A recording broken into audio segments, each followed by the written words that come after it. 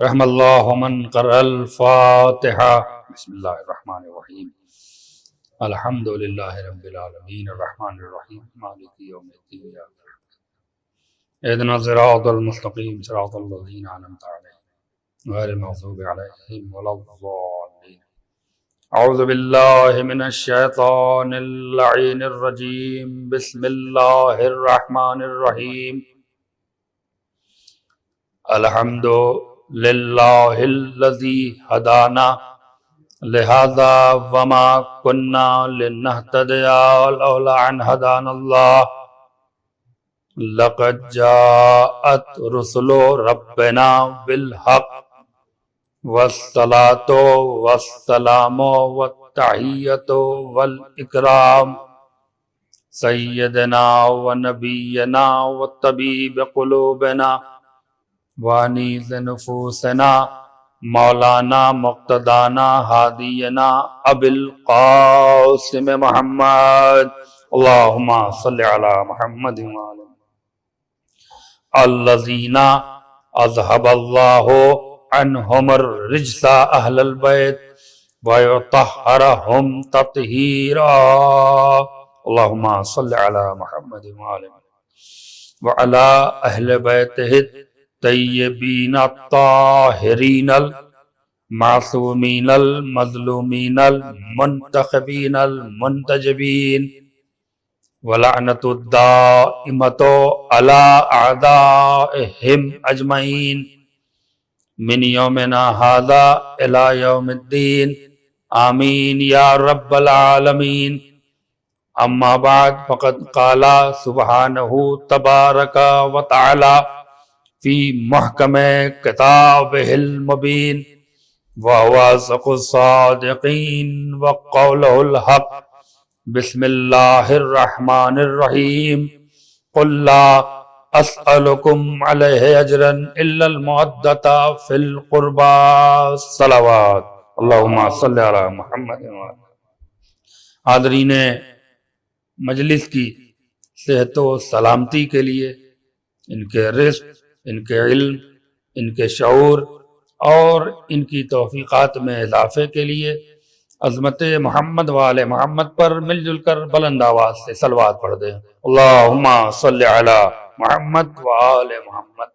منتظمین مجالس، اراکین مجالس، معاونین مجالس کی بھی صحت و سلامتی کے لیے، ان کے رزق، ان کے شعور، ان کی توفیقات اور ان کے علم میں اضافے کے لیے جہاں جہاں بھی پوری دنیا میں امام حسین کی عزاداری ہو رہی ہے، ان تمام عزاداروں کی جان مال، صحت، عزت، آبرو کی حفاظت کے لیے، امام حجت کے ظہور کے لیے ایک بار پھر عظمت محمد والے محمد پر مل جل کر بلند آواز سے صلوات پڑھ دیں۔ اللہم صلی علی محمد والے۔ پروردگار عالم قیامت تک باقی رہنے والی کتاب قرآن مجید کے سورہ شورى میں اپنے محبوب ترین پیغمبر حضور سرور کائنات حضرت محمد مصطفیٰ صلی اللہ علیہ وآلہ وسلم کے وسیلے سے اپنے محبوب بندوں تک ایک اہم ترین میسج اور پیغام پہنچا رہا ہے۔ ارشاد رب العزت ہے قل لا اسألکم علیہ اجرا، اے میرے حبیب میرے بندوں سے کہہ دو کہ ان کا پروردگار ان سے ان کی پوری زندگی کی اجرت، ان کو دی ہوئی ہماری تمام نعمتوں کی اجرت کچھ بھی نہیں چاہتا الا المودۃ فی القربى۔ اگر کوئی بشر اپنے پروردگار کی بارگاہ میں نذران عقیدت کے طور پہ، اجر رسالت کے طور پہ کچھ پیش کرنے کی تمنا اور آرزو رکھتا ہے، اپنی خودداری کی بنا پر، تقاضائے بشریت کی بنا پر، اپنے اعلیٰ ظرف کی بنا پر، اپنے شرافت نفس کی بنا پر، اپنے طہارت لہو کی بنا پر، اے میرے حبیب میرے بندوں سے صاف صاف کہہ دو ہمیں ان کی دولت نہیں چاہیے، ہمیں ان کی حکومت نہیں چاہیے، ہمیں ان کے مکان اور محل نہیں چاہیے، ہمیں ان کا عیش اور آرام نہیں چاہیے الا المودۃ فی القربى۔ اگر بندوں کی جانب سے پروردگار کو کچھ چاہیے تو صرف اور صرف محبت آل محمد چاہیے۔ قرآن اور فضائل محمد و آل محمد کے عنوان سے آج گفتگو اپنے چوتھے مرحلے میں داخل ہو رہی ہے۔ کل کی گفتگو جہاں سے ختم ہوئی تھی آج اسی سلسلے خطاب کو آگے بڑھاتے ہوئے اپنے محدود وقت میں مجلس کو تمام کرنے کی کوشش کروں گا۔ پروردگار عالم نے بالکل کھلا اعلان کر دیا کہ ہمیں اجر رسالت کے طور پہ بندوں کی جانب سے اگر کچھ چاہیے تو صرف محبت آل محمد چاہیے۔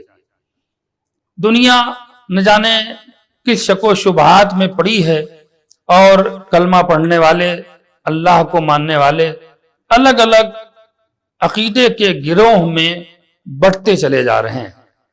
آج ایک بہت بڑا مسئلہ کھڑا ہو رہا ہے کہ روز بروز ایک نہ ایک نیا عقیدہ رائج کر کے اس کو گروہ میں اور قبیلوں میں، علاقوں میں اسے تبدیل کیا جا رہا ہے، جس سے کہیں نہ کہیں اسلام کو نقصان پہنچ رہا ہے۔ اس کے بہت سارے وجہ ہیں، وجوہات ہیں، اور جہاں تک میری فکر ان وجوہات تک پہنچی ہے کہ اس میں بہت ساری چیزیں شامل ہیں۔ اس میں سیاست بھی شامل ہے، اور سیاست کے علاوہ بہت ساری چیزیں، بہت سارے احساسات بھی اس مشن میں شامل ہیں، جس مشن کے ماتحت یہ کام کو انجام دیا جا رہا ہے۔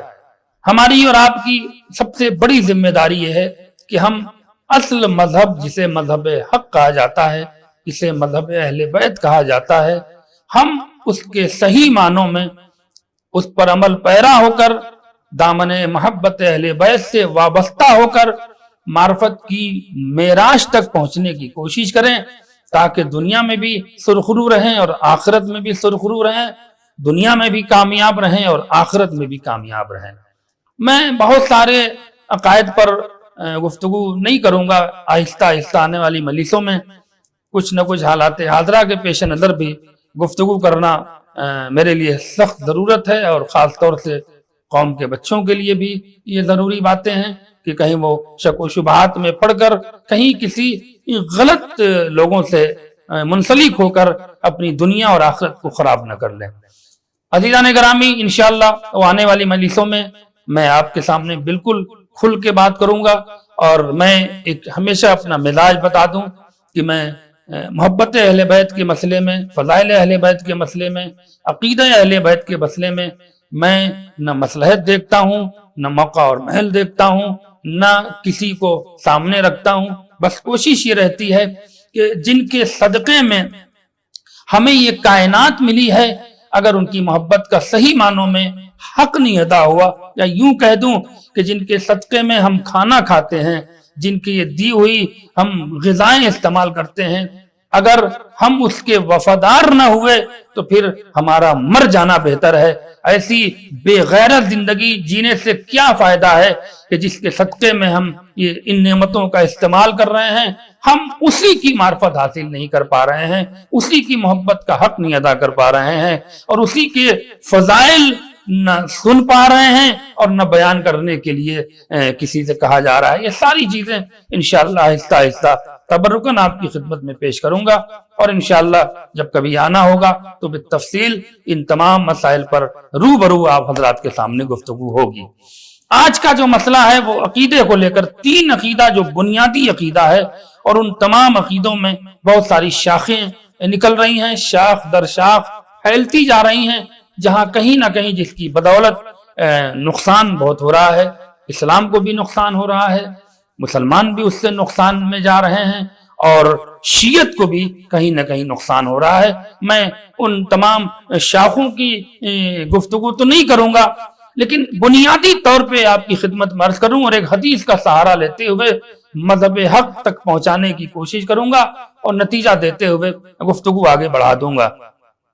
پہلا عقیدہ مذہب اسلام میں نقصان پہنچانے کی نیت سے، نقصان پہنچانے کی غرض سے، جہاں تک میں اس بات کو کہہ رہا ہوں، ورنہ قرآن کو سمجھنے والے، قرآن کو پڑھنے والے بھٹک کیسے رہے ہیں؟ اس کا مطلب یہ ہے کہ انہوں نے صحیح معنوں میں قرآن کو نہ سمجھا ہے نہ پڑھا ہے۔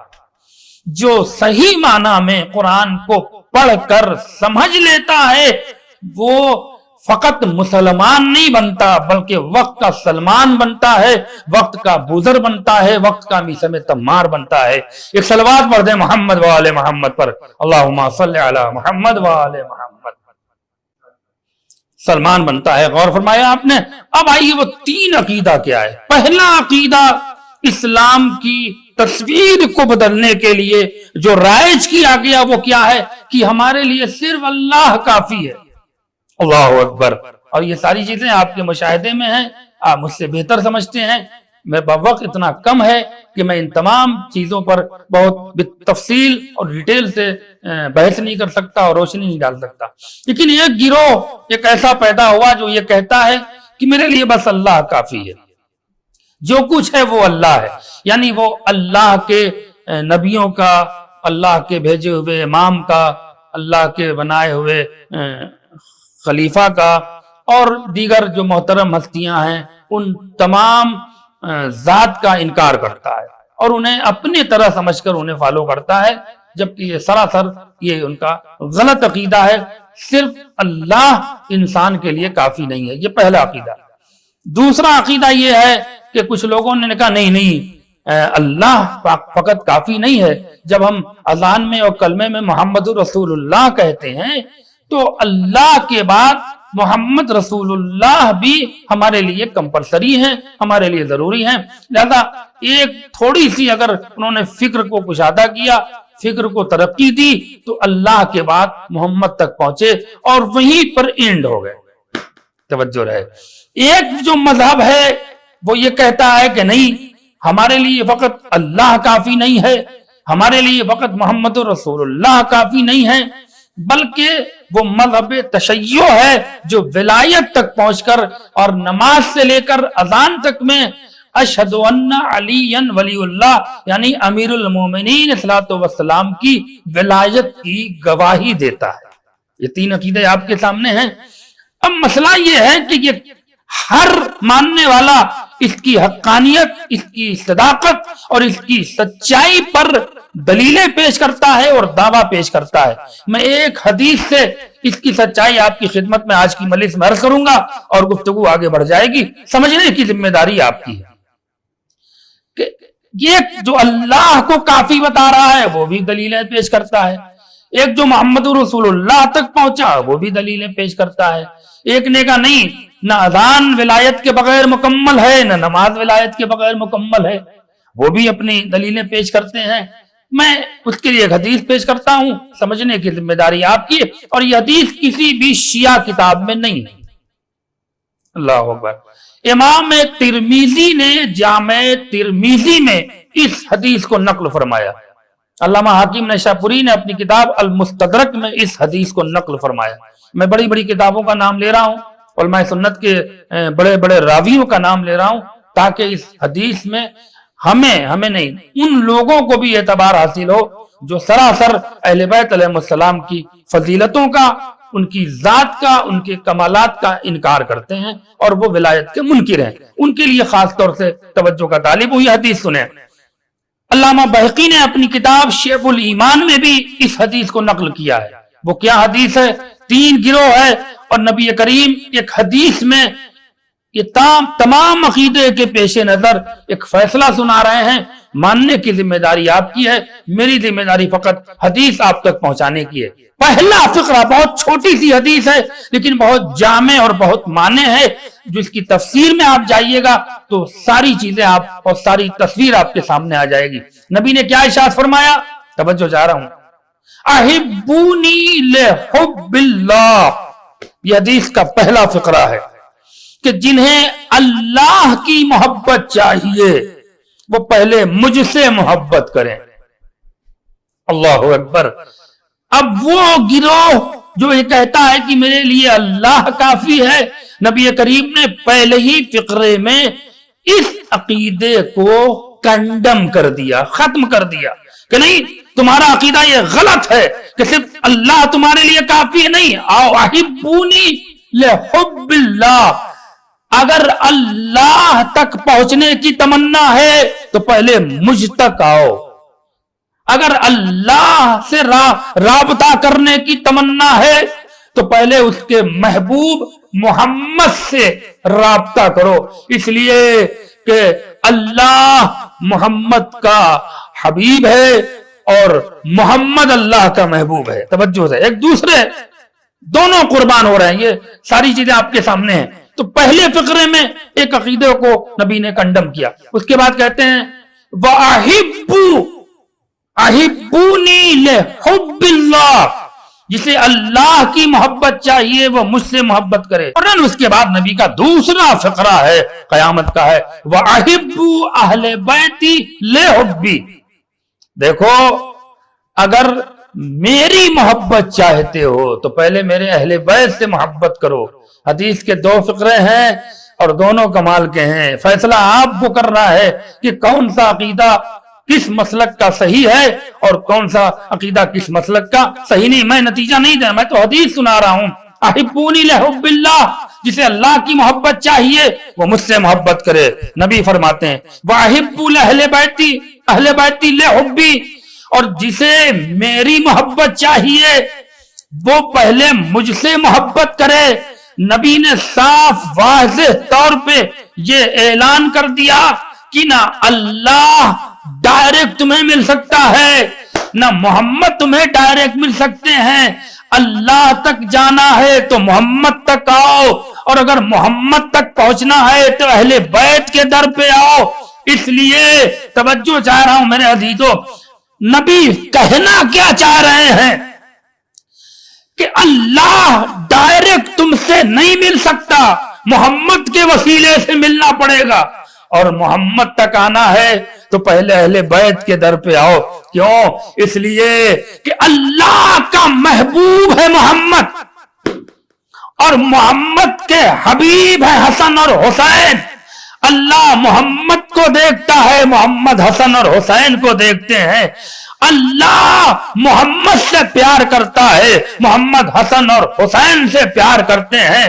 بات واضح ہو گئی.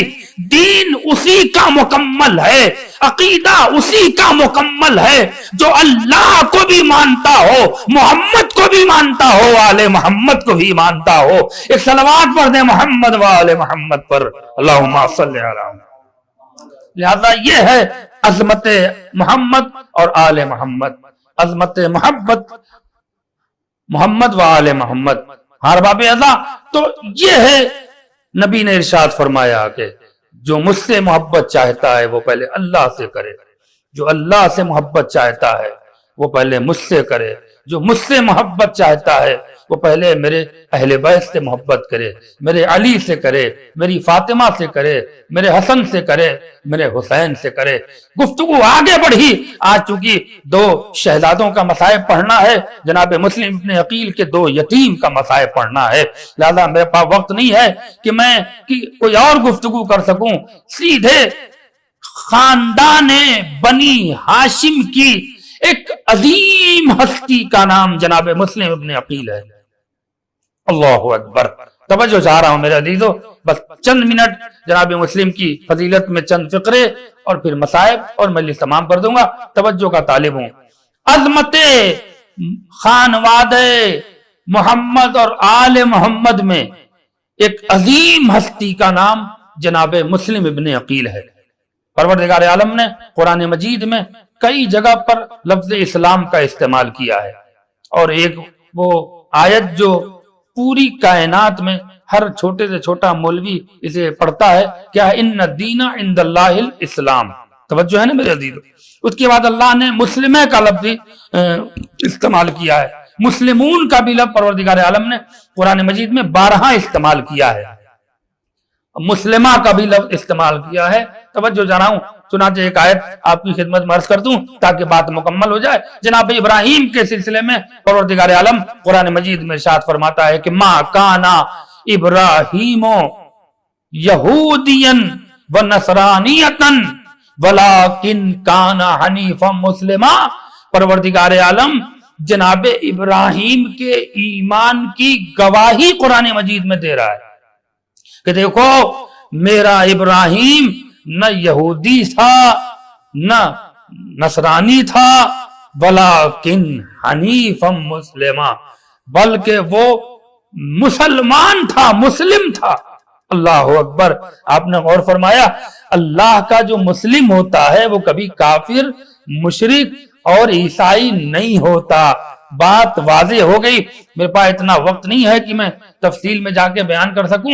لہذا جناب ابراہیم کو پروردگار عالم نے لفظ مسلم کہہ کر قرآن مجید میں خطاب کیا ہے کہ یہ ہمارا مسلم ہے اور حنیف بھی ہے. اس کے بعد آئیے سارے انبیاء نے مل کے کہا نحنو مسلمون، ہم اللہ کے مسلم ہیں. توجہ چاہ رہا ہوں میرا عزیزو، زیادہ تر نبیوں نے یہ جملہ اپنے دہن مبارک سے نکالا، نحنو مسلمون، ہم اللہ کے مسلم ہیں. غور فرمایا آپ نے، آدم اللہ کے مسلم، ابراہیم اللہ کے مسلم، نوح ابراہیم اللہ کے مسلم، موسیٰ عیسیٰ سارے نبی اللہ کے مسلم اور سارے امام اللہ کے مسلم. لیکن کسی نبی کا نام مسلم نہیں پڑا.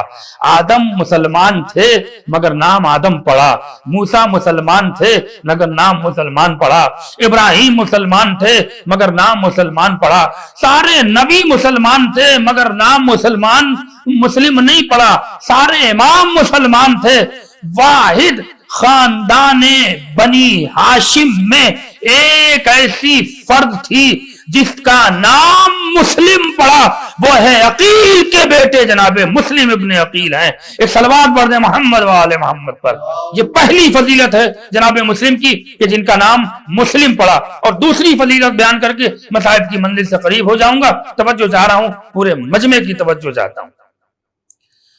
جناب مسلم کا نام اسم با مسمى، جیسا نام تھا ویسا ہی جناب مسلم کا کردار تھا، اس لیے آپ کا نام مسلم رکھا گیا. اللہ اکبر. اور یہ نام جناب مسلم کے علاوہ خاندان بنی ہاشم میں جہاں تک میرے علم میں ہے کسی اور کا نام مسلم نہیں پڑا.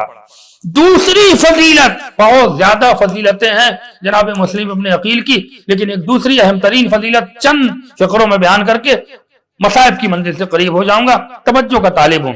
دوسری فضیلت ہے جناب مسلم ابن عقیل کی کہ آپ کو سفیر حسین کا لقب ملا ہے. اللہ اکبر.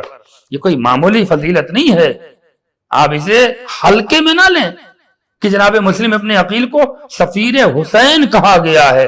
میں بچوں کے لیے تھوڑا چند لفظ واضح کر دوں تاکہ جناب مسلم کی اہمیت سمجھ میں آئے. سفیر کسے کہتے ہیں؟ سفیر کہتے ہیں ایمبیسڈر کو. اللہ اکبر. ایمبیسڈر کو کہتے ہیں سفیر. کسی ملک کا کوئی ایمبیسڈر بنا کر جہیں بھیجا جاتا ہے اسے سفیر کہتے ہیں. میں اس مجمع سے ایک سوال کرنا چاہتا ہوں، اگر بات میری مکمل ہو جائے تو میں مصائب سے بڑا جلدی قریب ہو جاؤں گا. توجہ کا طالب ہوں. جیسا ملک ہوتا ہے ویسا ہی سفیر ہوتا ہے، یا پھر تھوڑا آسان کر دوں، جتنا بڑا ملک ہوتا ہے اتنی ہی عزت اس کے بھیجے ہوئے سفیر کی، اس کے بنائے ہوئے ایمبیسڈر کی ہوتی ہے. Embassy, ambassador. توجہ رہے میرے عزیزو. آپ نے غور فرمایا، سفارت خانہ یعنی ایمبیسی، سفیر یعنی ایمبیسڈر، یہی دو لفظ ہیں جس سے بات کو منزل تک لے جانے کی کوشش کرنا چاہتا ہوں. توجہ کا طالب ہوں. جناب مسلم ابن عقیل کی فضیلت دیکھیے. ایک چھوٹے ملک کا سفیر ہوگا تو اس کی تھوڑا کم عزت ہوگی، کم ویلو ہوگی. اس سے بڑے ملک کا سفیر آئے گا تو اس کی ریپوٹیشن تھوڑی سی اس سے بڑھ جائے گی. لیکن اگر کوئی امریکہ کا سفیر، امریکہ کا ایمبیسڈر کینیڈا میں آئے یا آسٹریلیا میں آئے یا انڈیا میں آئے، اس کی کتنی ویلیو ہوگی؟ بہت بڑی ویلیو ہوگی. اور ظاہر اس کا پروٹوکال بھی بہت بڑا ہوگا. لہذا جتنا بڑا ملک ہوگا اتنا ہی اس کے بھیجے ہوئے سفیر کی عزت ہوگی، اس کا احترام ہوگا. بھائی مان لیں امریکہ ہے یا کوئی بھی دوسرا ملک بڑا ہے، یہ کتنے بڑے میں پھیلے ہیں، کہیں نہ کہیں تو یہ ان کے حدود ہیں، کہیں نہ کہیں تو یہ ملک محدود ہوا ہے. محدود ملک کا کوئی سفیر آ جائے کسی دوسرے ملک میں تو وہ بڑا ہو جاتا ہے. قسم خدا کی، امام حسین کی حکومت فقط دنیا نہیں، پوری کائنات میں جس کی حکومت ہو، اگر اس کا سفیر بنا کر کہیں بھیجا جا رہا ہے تو اس سفیر کی کتنی اہمیت ہوگی. اس لیے کہ وہ کسی دنیا والے کا سفیر نہیں ہے بلکہ امام حسین کا سفیر بن کے جا رہا ہے. یہ صلوات پڑھ دیں محمد وآل محمد پر. غور فرمایا آپ نے؟ مجھے جملہ مکمل کرنے دیجئے اور مصائب کی منزل سے قریب ہونے دیجئے. یہ امام حسین کے سفیر بنے. اللہ اکبر. جس کے اختیار میں پوری کائنات ہو یا جس کی پوری دنیا پر حکومت ہو، اگر اس کا کوئی سفیر بن کے جا رہا ہے تو وہ کتنا بڑا مرتبے والا ہوگا، وہ کتنا بڑا عزت مآب ہوگا. لہذا مجھے جملہ کہہ کر اپنی گفتگو کو ختم کرنے دیجئے کہ نہ قیامت تک کوئی دوسرا حسین بن سکتا ہے، نہ کوئی دوسرا سفیر حسین بن سکتا ہے. ایک صلوات پڑھ دیں محمد وآل محمد پر. عزیزان گرامی، یہ ہے جناب مسلم ابن عقیل. لیکن ہاں ارباب ادا، ایک فقرہ اور سن لیں اور پھر مصائب کی منزل سے قریب ہو جاؤں. کئی ہزار خطوط کوفے والوں نے امام حسین کو لکھے، لیکن فاطمہ کے لال نے کسی ایک خط کا جواب نہیں دیا.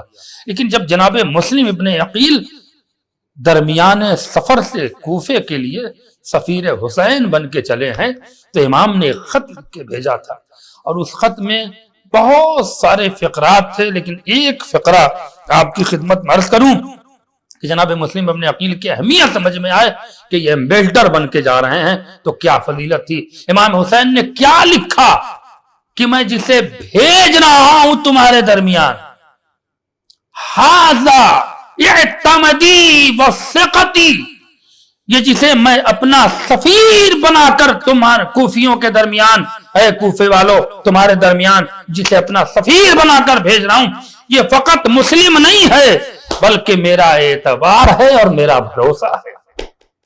یہ ایک بہت بڑی فضیلت ہے جناب مسلم ابن عقیل کے نام کہ امام نے کیا لکھا، یہ میرا اعتبار جا رہا ہے، میرا بھروسہ جا رہا ہے.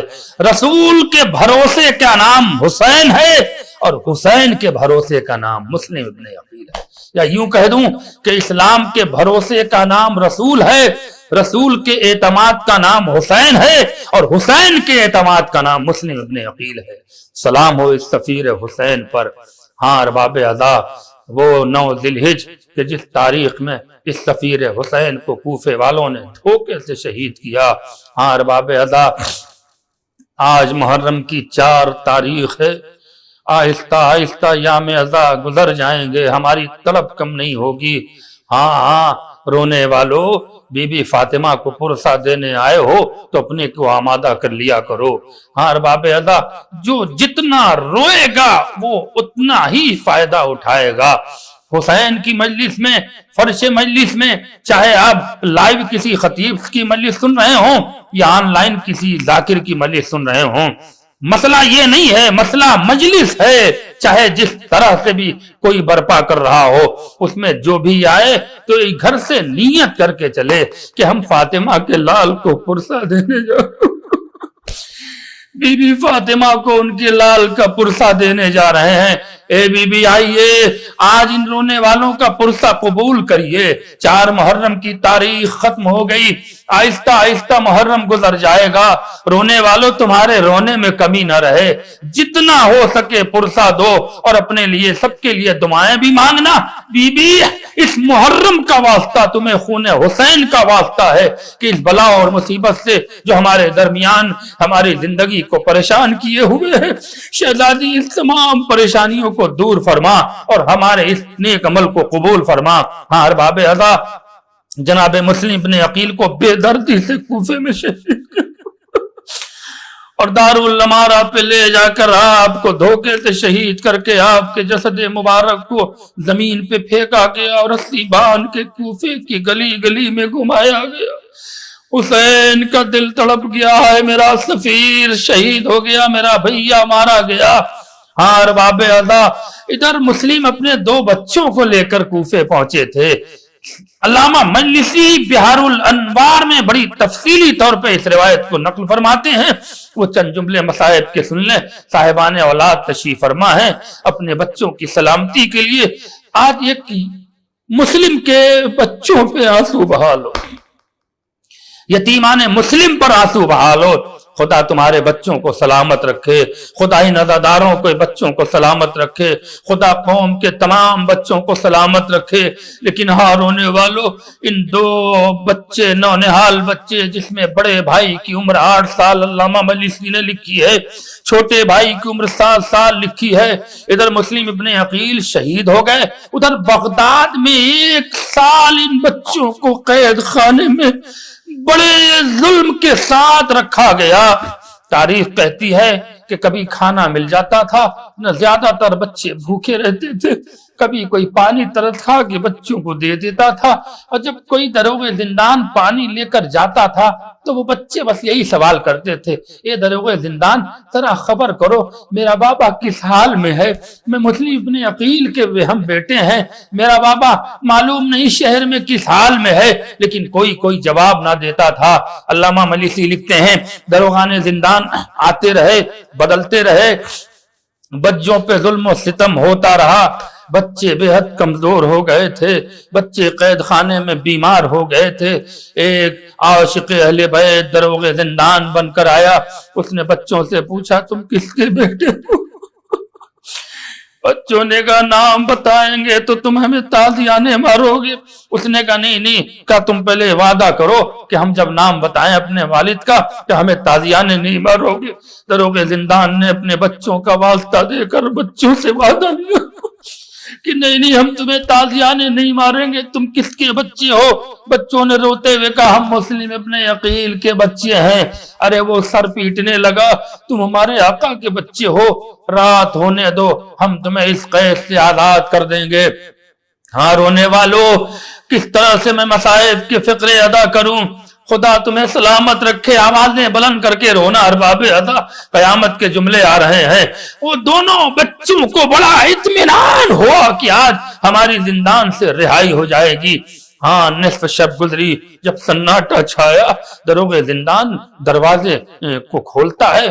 قفل کو کھولنے کے بعد دونوں بچوں کو ہاتھ پکڑ کر قید خانے سے باہر لاتا ہے اور کہتا ہے بچے رات کی تاریکی میں جتنی جلدی ہو اس ظالم کے شہر کو چھوڑ دو ورنہ تم قتل کر دیے جاؤ گے. تاریخ کہتی ہے کہ چھوٹا بھائی بیمار تھا، جن بھائیوں کی بہنیں عید کے دن آمد کا انتظار کر رہی تھی، وہ بھائی کن مشکلات میں گزر رہے ہیں. اللہ اکبر، اس کا کوئی اندازہ نہیں لگا سکتا. بڑے بھائی نے چھوٹے بھائی سے کہا بھائی میں آگے آگے چلتا ہوں، تم پیچھے پیچھے چلنا. چھوٹے بھائی نے بڑے بھائی کا دامن پکڑا اور بڑا بھائی بڑی تیزی سے دوڑ کے شہر کی سرحد سے پار ہونے کی کوشش کر رہا ہے. بھاگتے بھاگتے دوڑتے چھوٹا بھائی بیمار تھا، زمین پہ بیٹھ گیا اور ہاتھوں کو جوڑ کے کہتا بھیا تو چلا جا، بھیا اگر گھر پہنچنا تو میری بہنوں سے میرا سلام کہنا. اے بھیا مجھ سے چلا نہیں جاتا، بخار کا عالم یہ ہے کہ بدن تپ رہا ہے. بڑے بھائی نے بھائی کو سہارا دیا کہ بھیا ہم تمہیں تنہا نہیں چھوڑ سکتے، نہ بھائی تو چلا جا، مجھے چھوڑ دے، میں جنگل میں بھٹکتا رہوں گا، اگر زندگی رہی تو بہنوں سے جا ملوں گا ورنہ جا خدا حافظ. لیکن بھائی نے چھوٹے بھائی کو رکنے کی اجازت نہ دی. بڑے بھائی نے چھوٹے بھائی کو سہارا دیا. بچے رات بھر پیدل چلے رات بھر پیدل چلے. ہاں صبح ہوتے ہوتے ایک دریا کے کنارے ایک کھجور کے پیڑ کے پاس تھوڑا سا سہارا لے کر دونوں بچوں کو نیند آ گئی. صبح سفیدی نمودار ہوئی. ایک بی بی اس تالاب کے کنارے پانی کے غرض سے پہنچی. کیا دیکھا؟ دو بڑے نونہال خوبصورت بچے کھجور کے درخت پیٹ کا سہارا لے کر سو رہے ہیں. بچوں کے قریب آئی، بڑے بچوں پہ ترس آیا. مجلس تمام ہو گئی، بس 2 جملے سنے، رونا آپ کا نصیب، رونا آپ کا مقدر ہے. بڑا ترس آیا. شانہ جی جوڑا، اے بچوں تم کون ہو؟ تمہاری خوبصورتی پہ ہمارا دل آ گیا. کیا تمہاری ماں دنیا میں؟ کیا تمہارے ماں باپ نہیں ہے؟ بچوں نے بڑی حسرت سے دیکھا. کہے بی بی اگر اتنا پیار کرتی ہو تو مجھے کچھ کھلا دو، ہم پیاسے ہیں، پانی پلا دو. بچوں کو وہ کوئی اور نہیں تھی، وہ اہل بیت کی چاہنے والی وہی توآ تھی جس نے بچوں کے باپ کو گھر میں پناہ دیا تھا. ہاں بچوں کو چھپا کر اپنے گھر میں لے آئی. اللہ اکبر. ہاں بستر سجایا. چھوٹے بھائی کو جب بستر نصیب ہوا تو بڑے بھائی سے بڑے پیار سے کہتا بھیا بہت دن کے بعد آرام کا بستر سونے کو ملا ہے.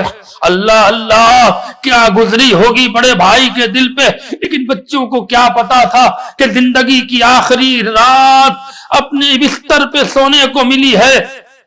بچے آرام سے بچوں کو کھانا کھلایا پانی پلایا. لیکن تاریخ کہتی ہے چھوٹے بھائی نے خواب میں دیکھا کہ باپ آئے ہیں اور اپنے ہاتھوں سے ہمیں سینے سے لگا کے پیار کر رہے ہیں.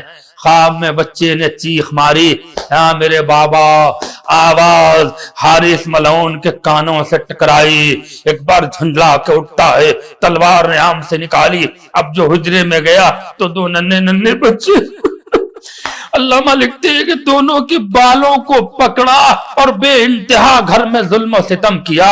تماچے مارے بال نوچے. بچے ہاتھ جوڑ کے کہتے تھے ظالم ہم مسلم کے بچے ہمیں نہ مار. لیکن کیا پتا تھا یہ جان لینے کے لیے تلا ہے. دونوں بچوں کو اسی دریا کے کنارے لایا. ہار باب ادا دونوں بچوں کے ہاتھ پسے پش باندھے. چاہتا ہے کہ بڑے بھائی کے گردن پہ تلوار چلائیں. چھوٹا بھائی آگے بڑھتا ہے اے ظالم پہلے مجھے قتل کر پہلے مجھے قتل کر دے.